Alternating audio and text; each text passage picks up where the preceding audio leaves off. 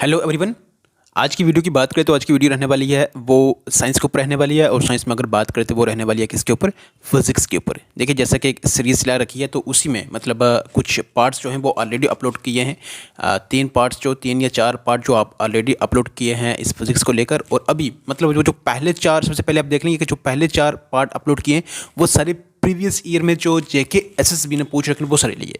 और अब जो आप आज से देख रहे हैं आगे 1-2 वीडियो देखेंगे, 1-2 या 3 जो भी पार्ट रहेंगे सारे फिजिक्स के ऊपर रहने वाले हैं। और वो सारे एक्सपेक्टेड क्वेश्चन रहेंगे, ठीक है ना। और एक चीज़ आपके साथ शेयर करता चलूँ कि जो भी आने वाले एग्ज़ाम्स है जैसा कि अब इसमें फीमेल सुपरवाइज़र का हो गया, साथ ही साथ फिर मतलब जो भी एग्ज़ाम्स है ना जहाँ पर साइंस को मेंशन कर रखा है, ठीक है ना, तो उन सब एग्ज़ाम्स के लिए जो वीडियो है वो ये इंपॉर्टेंट रहने वाली है। ओके, तो चलिए पहले क्वेश्चन को देखते हैं। पहला क्वेश्चन है यहाँ पर, consider the following statements. The fog during winter season is more on the day when sky is clear, sky is cloudy या wind is blowing. तो जो fog है ड्यूरिंग विंटर सीजन वो ज़्यादा इसमें कब होगी, दिन के दौरान कब होगी वो? जब स्काई क्लियर होगा या स्काई क्लाउडी होगा या विंड इज़ ब्लोइंग। तो कब फॉग ज़्यादा होगी? वो होगी आपके पास जब स्काई क्या होगा, क्लियर होगा। ओके, और बात करें यहाँ पर फॉग की, देखिए फॉग प्लस स्मोक ये जुड़कर बनता है आपके पास क्या? स्मॉग, ठीक है। और ये स्मॉग जो है ये टर्म है ये किसने कॉइन की थी, किसने बनाई थी, किसने दी थी? ये दी थी हेनरी एंटोनियो ने, ठीक है ना, ये दी थी। और ये क्वेश्चन पूछ रखा है कि स्मॉग टर्म जो है ये किसने दी रखी है, ठीक है। चलिए क्वेश्चन नंबर 2 है। अब देखिए सारे क्वेश्चन नहीं करने हैं, वैसे तो क्वेश्चन बहुत सारे, लेकिन सारे क्वेश्चन नहीं करने हैं, कुछ ही क्वेश्चन इसमें से करने हैं, ठीक है। दूसरा क्वेश्चन है, phenomenon of formation of 3 dimensional image by interference of 2 light beams from laser और other coherent sources of light is called. क्या कहते हैं उसको? ऑप्टिकल फोटोग्राफी कहते हैं, एक्सरे फोटोग्राफी कहते हैं, रेडियोग्राफी कहते हैं, ये होलोग्राफी कहते हैं। क्या? Phenomena formation of 3 dimensional image, ठीक है, बाय इंटरफेरेंस ऑफ किसका इंटरफेरेंस? 2 इसमें लाइट बीम्स का फ्रॉम लेजर और other coherent source of light. तो क्या कहते हैं उसको कहते हैं होलोग्राफी। ओके, चलिए नेक्स्ट है, कंसिडर द फॉलोइंग स्टेटमेंट्स है और इन पर हमें क्या करना, आंसर बताना है। Atom bomb is based upon the principle of uncontrolled nuclear fusion. Hydrogen bomb is based upon the principle of uncontrolled nuclear fission. और थर्ड हमारे पास nuclear reactor is based upon the principle of controlled nuclear fission. तो इनमें से जो correct है वो बतानी है हमें कि कौन सी करेक्ट है, या तो तीनों करेक्ट हैं या एक है या 2 है, तो कौन सी है? इसमें अगर देखेंगे तो वो हमारे पास थर्ड वन, ये हमारे पास कौन सी करेक्ट है। जो न्यूक्लियर रिएक्टर है ये किसके ऊपर बेस होता है? Based on principal of controlled nuclear fission, ठीक है ना, ये करेक्ट है। अब देखिए एक होता है न्यूक्लियर फिजन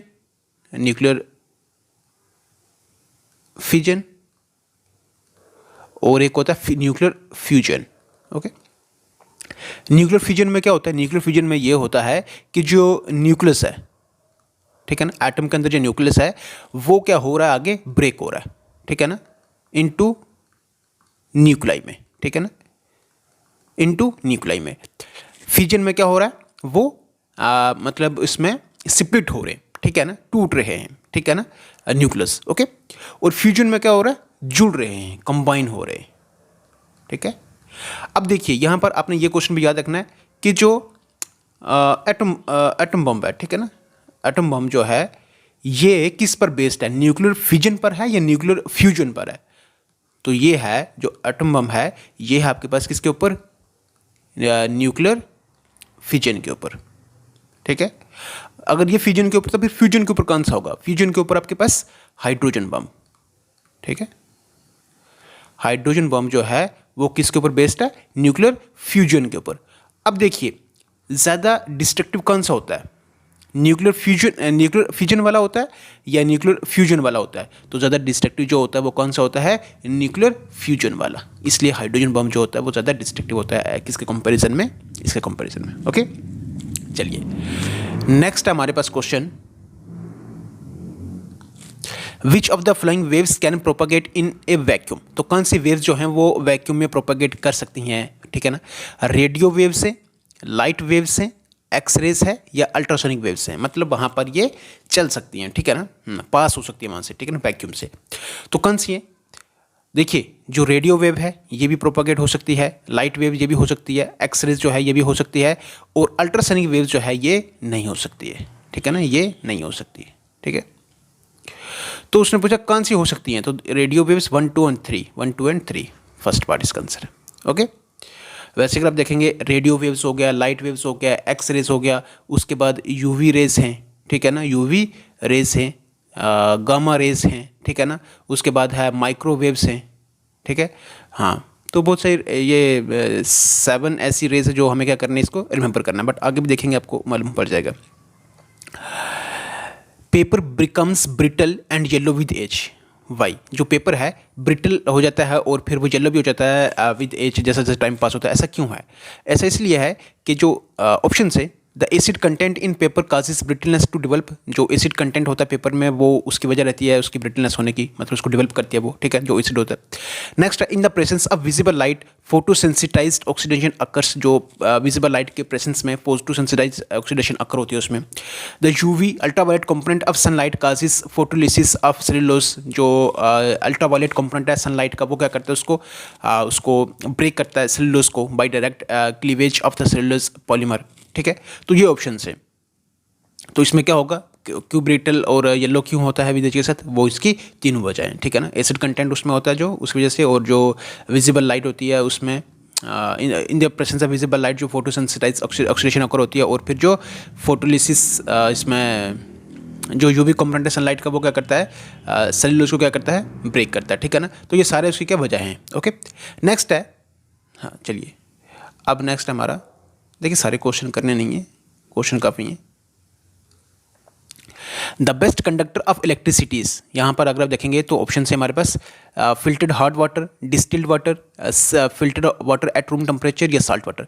तो बेस्ट कंडक्टर ऑफ इलेक्ट्रिसिटी आपको पता है कौन सा होगा, वो साल्ट वाटर होगा। ओके, और अभी आपने पहले क्वेश्चन दूसरे जगह पर किए थे कि जो इसमें अगर यहाँ पर बेस्ट है तो बैड कंडक्टर ऑफ इलेक्ट्रिसिटी, अगर देखेंगे तो वो कौन सा आपके पास बैड कंडक्टर में, तो डिस्टिल्ड वाटर है, ठीक है ना।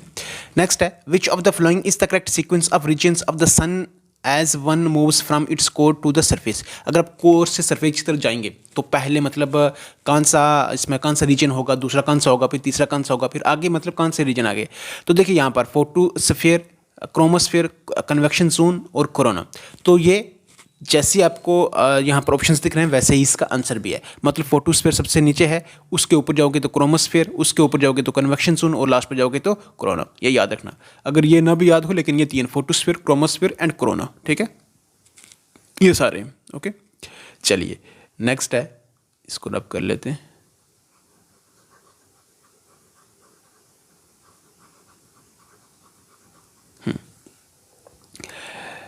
नेक्स्ट है,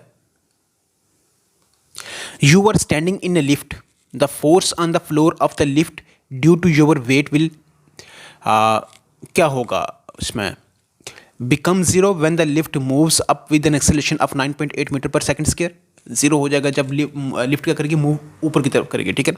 become zero when the lift moves down with an acceleration of 9.8 metre second, same है, ठीक है ना, जब नीचे की तरफ आएगी, ठीक है। Become zero when the lift moves with an acceleration of 9.8 metre per second square in any direction, या फिर remain unchanged whatever be the value of acceleration of the lift. तो क्या होगा, देखिए जब आप लिफ्ट में स्टैंड कर रहे हैं, खड़े हैं वहाँ पर, तो जो फोर्स होगी इसमें, जो फोर्स होगी फ्लोर के ऊपर, ठीक है ना, लिफ्ट का जो फ्लोर है उसके ऊपर होगी, आपके वेट की वजह से वो क्या होगी, वो होगी ज़ीरो।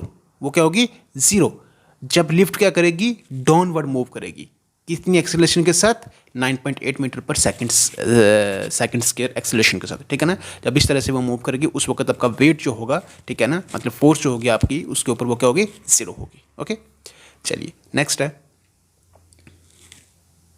हाँ अब है, ये है, what is the correct ascending order for frequencies of the following radiations. तो यहाँ पर जो रेडिएशंस हैं इसकी हमें क्या करनी है, जो करेक्ट सीक्वेंस है वो हमें बतानी है, ठीक है ना। हाँ, फ्रीक्वेंसीज की इनकी, ठीक है, जैसे विजिबल लाइट है, एक्स रेस है, यूवी रेस है और रेडियो वेव्स है। देखिए ये क्वेश्चन करने से पहले ना आप यहाँ पर एक देख लें, ये जो भी इसमें इसमें जो भी इसमें रेडिएशन है ना, ठीक है ना, 7 आपने क्या करनी है, ये याद रखनी है, ठीक है ना। इसमें अगर आप देखेंगे तो सबसे पहले आपके पास कौन सा, रेडियो वेव्स, ठीक है, रेडियो वेव्स, फिर हो गया आपके पास माइक्रोवेव्स, ठीक है, फिर हो गया आपके पास इंफ्रारेड, फिर हो गया आपके पास विजिबल लाइट, ठीक है, फिर विजिबल के बाद आपके पास कौन सी, फिर विजिबल के बाद आपके पास यूवी रेस, ठीक है, फिर आपके पास एक्स रेस, और लास्ट आपके पास कौन सी, गामा रेस। ये आपने एक सीक्वेंस याद रखनी है, ठीक है ना।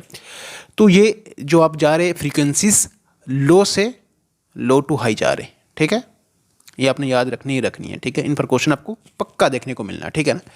लो टू हाई, नीचे से ऊपर की तरफ जा रहे हैं आप। सबसे कम फ्रीक्वेंसी यहाँ पर इन किसकी है, रेडियो वेव्स की है। फिर किसकी, मतलब इससे ज़्यादा किसकी है, माइक्रोवेव्स की है। फिर इससे ज़्यादा इंफ्रारेड की, ठीक है। और फिर इंफ्रारेड अगर आप देखेंगे तो इंफ्रारेड का कहाँ पर यूज़ आप देखेंगे, आप देखेंगे अपने रिमोट कंट्रोल में, ठीक है ना, जो टीवी के लिए रिमोट कंट्रोल होता है, ठीक है ना, जो भी है, तो उसके लिए इंफ्रारेड वहाँ पर यूज़ होती है, ठीक है। विजिबल लाइट, विजिबल में कौन सी लाइट है, ये वो वीब गोयर वाली, ठीक है ना, वीब गोयर 7 कलर वाली, ठीक है ना। उसके बाद है आपके पास यूवी रेस, फिर आपके पास एक्स रेस, और आपके पास कौन सा, गामा रेस। गामा रेस की सबसे ज़्यादा फ्रीक्वेंसी है इन सब में, ओके। और ये सारी इलेक्ट्रोमैग्नेटिक वेव्स हैं, ये सारी इलेक्ट्रोमैग्नेटिक वेव्स हैं, मतलब ये क्या कर सकती हैं, ये वैक्यूम में भी ट्रैवल कर सकती हैं, ओके। जैसे साउंड है ना, साउंड इलेक्ट्रोमैग्नेटिक वेव नहीं है, क्योंकि वो वैक्यूम में ट्रैवल नहीं कर पाएगी। उसके लिए आपको क्या, एक मतलब साउंड के ट्रैवल होने के लिए मीडियम का होना बहुत ज़्यादा ज़रूरी है, ओके। अब देखिए यहाँ पर हम चलिए, अब देखिए यहाँ पर अगर आप ऑप्शन में देखें तो देखिए यहाँ पर हो सकता है, लेकिन क्वेश्चन कैसे भी आ सकता है, इसलिए इनको तो आपने भूलना ही नहीं है। इन्हीं पर आपको क्वेश्चन देखने को मिल जाएगा, radio waves, microwaves, infrared, visible, UV rays, X rays and gamma rays. ये हैं इनकी फ्रीक्वेंसीज कहाँ से, लो टू हाई। अब इसी का अपने ऑपोजिट करना है, वेवलेंथ। वेवलेंथ अगर आप देखेंगे तो यहाँ वेवलेंथ देखिए, जिसकी अब मतलब हाई टू लो आपने जाना, इस यहाँ से देख लो, हाई टू लो, तो वेवलेंथ यहाँ सबसे ज़्यादा किसकी है, इसकी है। फिर इससे कम किसकी है, इसकी है, ठीक है, फिर इसकी है, फिर इसकी है, फिर इसकी है, ऑपोजिट चलना है आपने, ठीक है। तो देखिए यहाँ पर इसमें रेडिएशंस में, अब यहाँ से आप देख के आराम से लगा सकते हैं, ठीक है ना। तो सबसे पहले अगर आप देखें रेडियो वेव्स, तो रेडियो वेव्स हमारे सबसे पहले तो 4 आएगा, ठीक है ना, 4 यहाँ भी, ये भी खत्म हो गया, ये भी खत्म हो गया, 4 यहाँ भी है, 4 यहाँ भी है, ठीक है ना। उसके बाद अगर आप देखेंगे रेडियो वेव्स के बाद माइक्रोवेव्स है, तो माइक्रोवेव्स तो है ही नहीं है, ठीक है ना। इंफ्रारेड, अच्छा विजिबल, ठीक है ना, विजिबल है, ठीक है ना। तो ये आपके पास कौन सा हो गया, विजिबल हो गया, मतलब 4 और 1 हो गया, ठीक है ना। फिर उसके बाद आप देखें अल्ट्रावायलेट 3 और एक्स रेस लास्ट, तो मतलब आपके पास ये आंसर होगा, ठीक है। आई होप आपको ये क्लियर हो गया होगा, ओके। चलिए नेक्स्ट है, nuclear fusion is caused by the impact of, जो न्यूक्लियर फ्यूजन है किसके, मतलब उसकी वजह, इसमें किसके इम्पैक्ट से वो होती है, उसकी मतलब न्यूक्लियर फ्यूजन होती है, तो किस वजह से होती है, वो न्यूट्रॉन की वजह से होती है, ठीक है। किस वजह से होती है, न्यूट्रॉन की वजह से, ओके। चलिए नेक्स्ट है, which of the following is used as a coolant in nuclear reactors. तो न्यूक्लियर रिएक्टर में एज ए कूलेंट किसको यूज़ करते हैं, हैवी वाटर होता है, कैडमियम होता है, लिक्विड सोडियम होता है, या ग्रेफाइट। तो क्या होता है, वो होता है आपके पास लिक्विड सोडियम, ओके। नेक्स्ट है, which of the following is a good nuclear fuel. तो कौन सा गुड न्यूक्लियर फ्यूल है, यूरेनियम है, ये है, ये है, ये है, कौन सा है, plutonium 239, okay. What is the wavelength of visible spectrum, तो कितनी है, 3900 से लेकर 7600 एंगस्ट्रॉम, तो क्या नाम है उसका, एंगस्ट्रॉम है ना, ठीक है। चलिए नेक्स्ट है, in an atomic explosion enormous energy is released which is due to, इसमें अगर आप एटॉमिक एक्सप्लोजन देखेंगे तो एनर्जी काफ़ी लार्ज अमाउंट में क्या होती है, रिलीज होती है, किस वजह से, ऑप्शंस देख लें आप, बताएं। ये है, थोड़ा फास्ट करेंगे क्योंकि वीडियो थोड़े 5-6 पेजेस हैं, तो उसमें क्या हो जाएगा, फिर बहुत लंबी हो जाएंगी, ठीक है ना। तो इसलिए आप ऑप्शंस देखें, तो क्या होगा, जो एटॉमिक एक्सप्लोजन में एनर्जी एनॉर्मस लार्ज वो रिलीज होती है, क्या वजह उसकी रहती है, कन्वर्जन होती है किसकी, मास इनटू एनर्जी, मतलब इसमें क्या होता है, मास इनटू एनर्जी क्या होती है, कन्वर्ट होती है, ओके। नेक्स्ट है, हाँ अब है next, which of the following has the least penetrating power. तो इसमें सबसे कम, देखिए जैसे अल्फ़ा पार्टिकल्स हो गए ना, अल्फ़ा, बीटा, गामा जो भी हैं ये, ठीक है ना। तो इसमें एक चीज़ याद रखना, जो सबसे लीस्ट पेनिट्रेटिंग पावर है वो किसकी है, अल्फा की है, ठीक है ना, और सबसे ज़्यादा किसकी है, गामा की है। ये बात याद रखना, क्वेश्चन होगा आपका क्लियर, अल्फा पार्टिकल्स। नेक्स्ट है optic fibres are mainly used for which of the following. Optic fibre कहाँ पर यूज़ होती हैं, किसके में होती है, कम्युनिकेशन में होती हैं, ठीक है ना। हाँ, ये आप ध्यान में रखना। नेक्स्ट है which of the following are most penetrating. तो मोस्ट पेनिट्रेटिंग कौन सी है, अल्फा, बीटा, गामा, एक्सरेस कौन सी है, वो आपके पास एक्सरेस, अभी हमने करा है, ठीक है। नेक्स्ट है all written material which can not be read easily can be read by. ये एक पोस्ट में मैंने डाला था क्वेश्चन, आई होप जिसने जिसने वो पढ़ा होगा आपको मालूम होगा। तो ओल्ड रिटन मटेरियल जो है आप मतलब उसको हम पढ़ नहीं सकते, लेकिन हाँ एक तरीका है जिससे हम क्या कर सकते हैं, उसको रीड कर सकते हैं, ठीक है ना। इतना आसान नहीं है उसको पढ़ना, लेकिन फिर भी एक तरीका है जिससे हम उसको पढ़ सकते हैं। वो क्या है, वो है आपके पास किसका यूज़ करके आप वो पढ़ सकते हैं, cosmic rays, ultraviolet rays, infrared, या फिर नन ऑफ द। तो किसका कर सकते हैं, इंफ्रारेड रेस का। नेक्स्ट है हाँ, इसमें the dark lines in the solar spectrum are due to. जो डार्क लाइन अगर आप देखेंगे सोलर स्पेक्ट्रम में तो वो किस वजह से होती हैं, ऑप्शंस आप देख लें। Absorption of corresponding wavelength by the prism used in the spectrograph, destructive interference between waves of certain definite wavelengths, absorption of corresponding wavelength by the outer layers of the sun. तो यही इसका क्या है, answer है absorption of इसमें corresponding wavelength by the outer layers of the sun, ठीक है। Next है a moderator is used in nuclear reactor in order to. Moderator जो होता है न्यूक्लियर रिएक्टर में यूज करते हैं इसको किसके लिए, increase the number of neutrons, decrease the number of neutrons, slow down the speed of neutrons, yes accelerate the neutrons. तो किसके लिए होता है, slow down the speed of neutrons के लिए, ठीक है, जो ये मॉडरेटर यूज होता है न्यूक्लियर रिएक्टर्स में। नेक्स्ट है in an atomic nucleus neutrons and protons are held together by. जो एटॉमिक न्यूक्लियस होता है उसमें न्यूट्रॉन्स और प्रोटॉन्स को हेल्ड टुगेदर होता है किसकी वजह से, ग्रेविटेशन फोर्स की वजह से, मैग्नेटिक फोर्स की वजह से, एक्सचेंज फोर्स की वजह से, या कोलम्बिक फोर्स की वजह से। तो होता है किस वजह से, एक्सचेंज फोर्सेस की वजह से, ओके। नेक्स्ट है the wavelength of X ray is of the order of. Wavelength of X ray किस ऑर्डर में होती है, 1 सेंटीमीटर, 1 मीटर, 1 एंगस्ट्रॉम, या फिर 10 माइक्रोन में, किस में होती है, वो एंगस्ट्रॉम में होती है। Which of the following is used as a moderator in nuclear reactor. तो न्यूक्लियर रिएक्टर में एज ए मॉडरेटर किसको यूज करते हैं, ऑर्डिनरी वाटर, थोरियम, रेडियम, या फिर ग्रेफाइट। तो किसको कहते हैं, ग्रेफाइट को, ओके। चलिए नेक्स्ट चलते हैं। Which of the following statement about a refrigerator is are correct. तो रेफ्रिजरेटर से लेकर कौन सी स्टेटमेंट जो करेक्ट है, it converts electrical energy into heat energy, हाँ बिल्कुल। It converts electrical energy into mechanical energy, नहीं ऐसा नहीं है। It transfers heat from a high temperature to a low temperature, नहीं ऐसा नहीं है। It transfer heat from a low temperature to high temperature, हाँ 1 और 4। तो यही इसका आंसर है।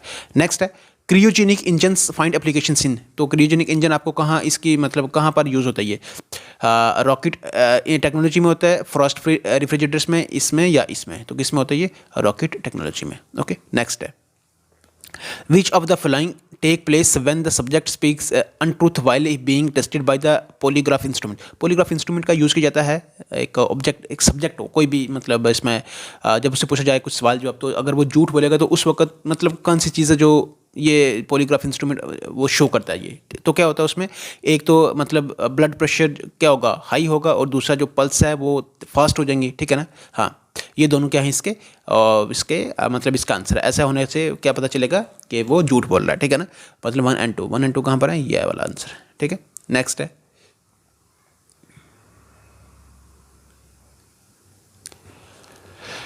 है इन refrigerator cooling is produced by. तो रेफ्रिजरेटर में कूलिंग किससे प्रोड्यूस होती है, ice which deposits on the freezer, the sudden expansion of A compressed gas, the evaporation of volatile liquid, या फिर नन ऑफ द अबव। तो कौन सा किस में होता है, the evaporation of volatile liquid, ठीक है ना। वोलेटाइल लिक्विड कौन सा है, ऐसा लिक्विड जो मतलब इसमें बहुत ही आसानी से क्या हो जाए, वेपोराइज हो जाए, okay.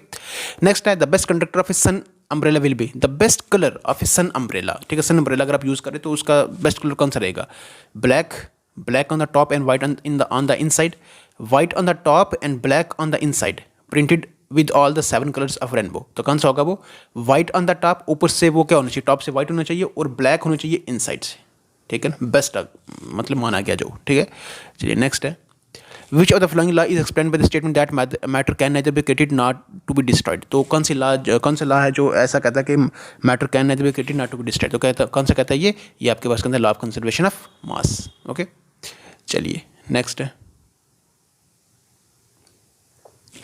The mass energy relation is the outcome of. तो मास एनर्जी रिलेशन किसका आउटकम है, देखिए क्वांटम थ्योरी है, जनरल थ्योरी ऑफ रिलेटिविटी है, फील्ड थ्योरी ऑफ एनर्जी है, ये स्पेशल थ्योरी ऑफ रिलेटिविटी है। देखिए बाकी तो आपको ये आप बोलेंगे ये नहीं है, आप इसमें जाएंगे जनरल थ्योरी ऑफ रिलेटिविटी और स्पेशल थ्योरी ऑफ रिलेटिविटी, ठीक है ना। देखिए जनरल थ्योरी ऑफ रिलेटिविटी भी है, ये 1915 में मतलब इसको पब्लिश किया था, और 1905 में इसको पब्लिश किया था। कौन सी? स्पेशल थ्योरी ऑफ रिलेटिविटी, ठीक है ना, किसने? आइंस्टाइन ने। ओके, और यही इसका क्या है मतलब मास एनर्जी रिलेशन सा जो किस कोड का मैं ये स्पेशल थ्योरी ऑफ रिलेटिविटी का। ओके, तो यही इसका आंसर है। नेक्स्ट है the following process takes place during the launching of a rocket. अगर रॉकेट लॉन्च करना है मतलब हो रहा है तो उस वक्त कौन कौन से लाइक जो उसकी सीक्वेंस है वो कैसे चलती है? सबसे पहले तो रॉकेट फ्यूल जो होता है वो बर्न होता है, ठीक है ना। फिर गैसेज जो प्रोड्यूस होती हैं, बिल्कुल, rocket moves in the forward direction, हाँ ये भी होता है। Gases come out with momentum in backward direction. देखिए फ्यूल बर्न होगा, गैसेज प्रोड्यूस होंगे, तो गैसेज जब प्रोड्यूस होंगी, ठीक है ना, उस वक्त क्या होगा?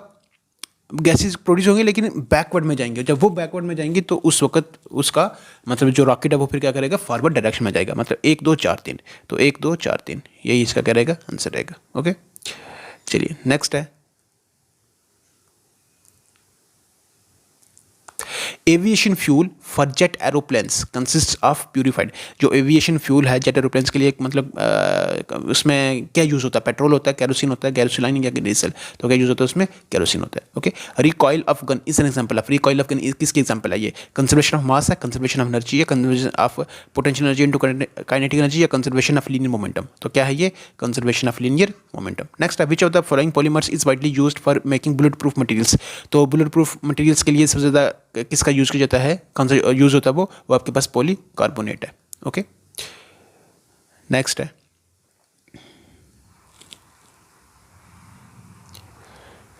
नेक्स्ट हमारे पास the mass of the body is different from its weight. जो मास है बॉडी का वो डिफरेंट होता है उसके वेट से, क्यों?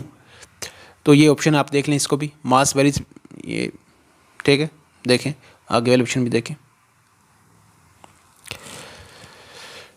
ये भी है और ये भी है। तो क्या है कि मास जो है एक्चुअली क्या है? Measure of quantity of matter है, लेकिन वेट क्या है? किस्म, वेट आपके पास क्या होता है? एक फोर्स होती है, ठीक है ना। नेक्स्ट है electron was first identify by, electron को किसने आइडेंटिफाई किया था? जे थॉमसन ने किया था, डैनियल रदरफोर्ड ने, इसने किया था। किसने किया था? ये जे थॉमसन ने। इलेक्ट्रॉन को जे थॉमसन ने, प्रोटॉन को रदरफोर्ड ने, और न्यूट्रॉन को चैडविक ने। ओके, ये तीनों याद रखने इसमें आता है। न्यूट्रॉन वाज किसने किया था? अभी हमने बात करी है, तो किसने? चैडविक ने, ठीक है ना। इसमें इलेक्ट्रॉन, तो प्रोटॉन को किसने किया था? रदरफोर्ड ने। ओके, नेक्स्ट है who among the following receive Nobel prize twice for the same subject. तो सेम सब्जेक्ट के लिए 2 बार उसको नोबेल प्राइज अवार्डेड किया गया। तो कौन है वो उसमें? Frederick Joliot, Frederick Sanger, Stanley Cohen, या फिर मैरी क्यूरी। तो कौन सा है वो? सबको मालूम है, मैरी क्यूरी है। ओके, नेक्स्ट है वायरलेस टेलीग्राफी के लिए नोबेल प्राइज दिया गया था, ठीक है ना, किसको?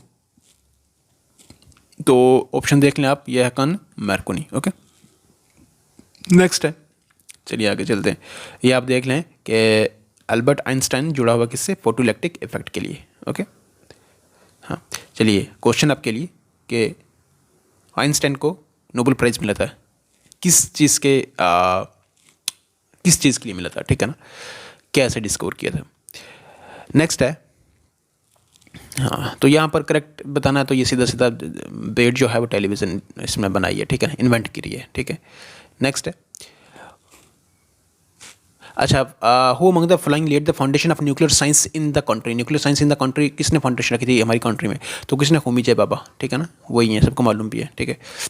अब यहाँ पर हैं मैच द फॉलोइंग है, साइंटिस्ट हैं और इनका कंट्रीब्यूशन है, ठीक है ना। एस.एन. बोस, ठीक है, सत्येंद्रनाथ बोस जो हैं वो उन्होंने किस चीज़ में कंट्रीब्यूशन किया, क्या चीज़ उन्होंने मालूम करी है?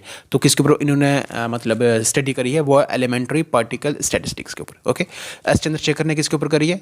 Theory of black hole. ये मोस्ट इंपॉर्टेंट है कि ब्लैक होल के ऊपर किसने स्टडी करी है? तो वो क्या ना थ्योरी इसमें S Chandrasekhar. Okay, Aryabhata theory of number सबको मालूम है ये, ठीक है ना। और एस रामानुजन एलिमेंट्री नहीं, आर्यभट्ट जो हैं ये एस्ट्रोनॉमी से हैं, ठीक है ना। और इसमें रामानुजन जो हैं ये किससे? थ्योरी ऑफ नंबर से। ओके, ये देख लें आप यार, ठीक है। नेक्स्ट है, ये क्वेश्चन काफ़ी ज़्यादा है ना, इसलिए फिर थोड़ा फास्ट रखना पड़ेगा। अच्छा, यहाँ पर डिस्कवरी और साइंटिस्ट, रेडियो एक्टिविटी किसने डिस्कवर किया? रेडियो एक्टिविटी जो है वो किसने करी है? वो है आपके पास हेनरी बेकरेल ने। ओके, रिलेटिविटी सबको मालूम है, आइंस्टाइन, ठीक है ना। ए का 3, बी का 4, ठीक है। उसके बाद ग्रेविटेशन, इसक, न्यूटन और एक्सरेस रोंचेन, ये याद रखना। ये क्वेश्चन आपको ज़रूर मिलेगा ये देखने को, ठीक है ना। एक ना एक इसमें बता देंगे रिलेटिविटी किसका डिस्कवरी है, एक्सरेस किसका है, ठीक है ना। ये आप याद रखना इसमें, ठीक है। नेक्स्ट है एक्स रेज का, फिर दोबारा पूछ लिया एक्स रेज किसका है, रोंचेन है, ठीक है ना। और वेव पार्टिकल्स का ना डी ब्रोगली वेव, इसमें नाम भी जुड़ा हुआ है, डी ब्रोगली वेव ऐसे करके नाम है, ठीक है ना।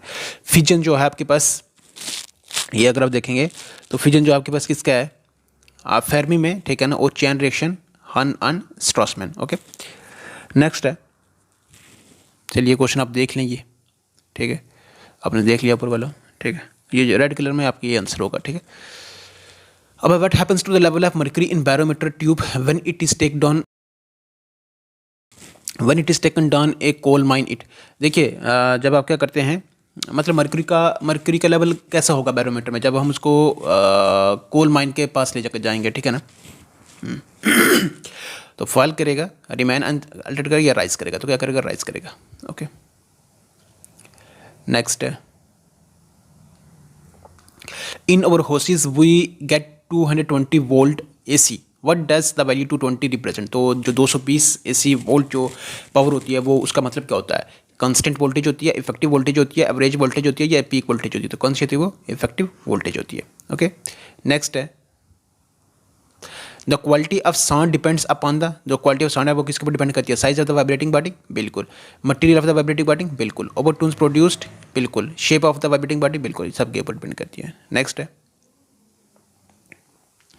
विच of the following are the discoveries of Einstein. तो आइंस्टाइन को कौन कौन सी चीज मतलब डिस्कवरीज है आइंस्टाइन की, थ्योरी ऑफ रिलेटिविटी है और फोटोइलेक्ट्रिक इफेक्ट है, ओके। नेक्स्ट है, the energy of winds and waves. जो विंड्स और एनर्जी की वेव्स होती है वो कौन सी होती है, पोटेंशियल एनर्जी होती है, काइनेटिक एनर्जी इलेक्ट्रिकल होती है, या पोटेंशियल या काइनेटिक होती है। तो कौन सी होती है वो, काइनेटिक एनर्जी होती है, ओके। चलिए नेक्स्ट है, हाँ, a convex mirror makes a good rear view mirror for a car, because convex mirror के उसमें मतलब यूज़ करते हैं, एक गुड व्यू मिरर माना जाता है उसको, ठीक है ना। क्यों, ऐसा क्यों है, देखिए हमने बहुत बार करा है, तो क्या उसकी, क्योंकि वो एक इरेक्ट इमेज बनती है उसकी और स्मॉल इमेज बनती है, ठीक है ना। इरेक्ट बनती है, स्मॉल बनती है और साथ में आपको पता है कौन सी बनती है, वर्चुअल बनती है, ठीक है ना। नेक्स्ट है,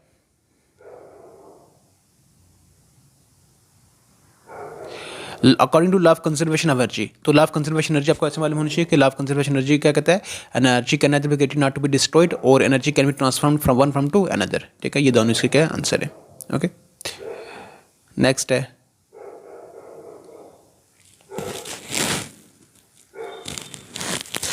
why is there a slattering sound when water is sprinkled on hot oil। जब हॉट ऑयल के ऊपर पानी डालेंगे तो उस पर आवाज़ आती है ना उसमें, ठीक है ना। तो वो स्प्लैटरिंग कह रहे हैं, ठीक है। स्प्लैटरिंग साउंड हमें देखने को मिलेगी, सुनने को मिलेगी, ठीक है ना। तो ऐसा क्यों है, ऐसा क्यों है, ऑप्शंस देखें आप, पढ़ लें आप खुद, देख ली क्या होगा इसका आंसर।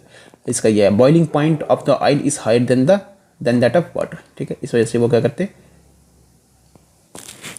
नेक्स्ट है, हाँ चलिए ये हमने करा है। तो ऑप्शन है यहाँ पर यूरेनियम, रेडियम, प्लूटोनियम। तो इनमें कौन सा है जो न्यूक्लियर वेपन्स में यूज़ होते हैं। तो एक रेडियम को छोड़कर बाकी दोनों कहाँ यूज़ होते हैं, ठीक है। नेक्स्ट है,